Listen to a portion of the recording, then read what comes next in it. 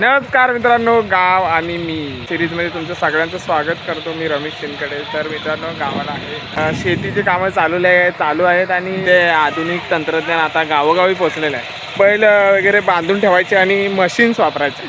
बैलांना आंबवण घालायला नको किंवा काय नको. तर आपल्याला समोर आता मी तुम्हाला दाखवतो, एक मशीन आमच्याकडे आलेली आहे नवीन. तर मित्रांनो, हे पहा आमची नवीन मशीन. तर दादा फोडणी करतोय, नाही बेर करतोय ना.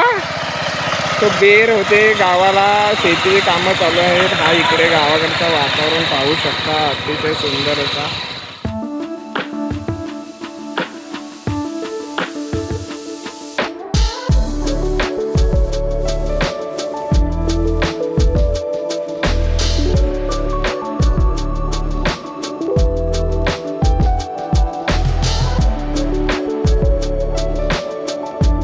ज्याप्रमाणे नांगराच्या पाठण्यामध्ये लहान असतो त्यावर नांगराच्या पाठून फिरायचं, ही पोरं मशीनच्या वाटणं फिरतात. म्हणजे जग कसं बदलते बघा ना. हा बघा, ए बाबा मशीनच्या वरती उडशील.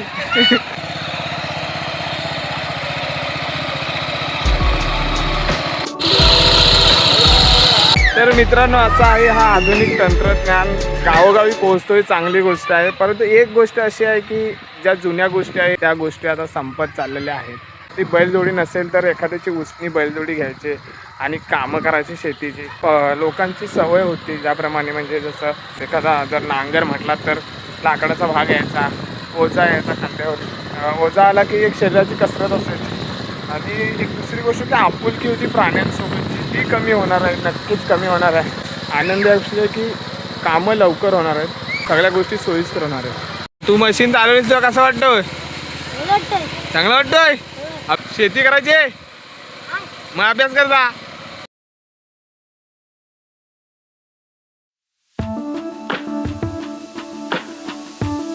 तर मित्रांनो, दादाने नवीन मशीन घेतलेली आहे. तर दादाला विचारूया की त्याने नांगर पण धरलेला आहे अगोदर आणि आता मशीनच्या मागवून घेतो. तर याच्यामध्ये काय डिफरन्स वाटतो, म्हणजे नांगराच्या पाठून चालणं चांगलं आहे की मशीनच्या पाठून? दादा, तुला काय वाटतं, मशीन चांगलं आहे?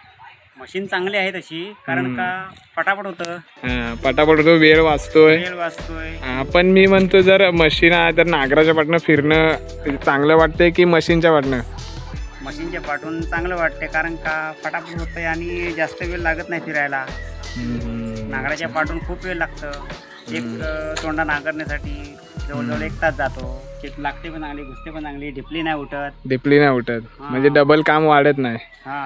फक्त पाऊस पडायला पाहिजे. आता पाऊस पाहिजे फक्त, बस. पावसामध्ये पाऊस असेल तर फास्ट होऊन जाईल फटाफट. पण आता बघा, नांगरी आणि बैलाचा जो कनेक्शन होता नाही का, ते एक सुटणार नाही का, भावनिक असं, म्हणजे नाही का. आणि बैलामध्ये आणि ज्या शेतकऱ्याचा जो असतो नांगरी, त्याच्यामध्ये खूप एक म्हणजे असा दुरी निर्माण होऊ शकते की नाही? दुरी निर्माण होऊ शकते, पण ती नको व्हायला. कारण गुरा आहेत किंवा बैल आहेत, गायी आहेत, त्यांच्यामध्ये आपल्याला स्नेह असलाच पाहिजे. दरअसल लोकांना आहे ना कम्फर्टेबल व्हायचं आहे, आता कष्ट नाही करायचे. कारण ठीक आहे, टेक्नॉलॉजी आहे, त्याचा वापर केला पाहिजे. पण एक ज्या रूढी परंपरा आहेत त्या नष्ट होणार आहे, हे कन्फर्म आहे. कारण बघा ना, आता मशीन्स आल्या, याचा अर्थ बैल यांचा वापर कमी होणार आहे. आणि वाडं नाही का, आपल्याकडे वाडे असतात गुरांचे, ते पण आता बंद होणार. सो ठीक आहे, एक टेक्नॉलॉजी आहे बाबा. तर अशा प्रकारे ही होतं आपला गाव आणि मी मधला एपिसोड नंबर 2. लाईक करा, सबस्क्राईब करा चॅनलला. तर भेटू पुन्हा नवीन अशा एखाद्या व्हिडिओमध्ये. तोपर्यंत टाटा, बाय बाय.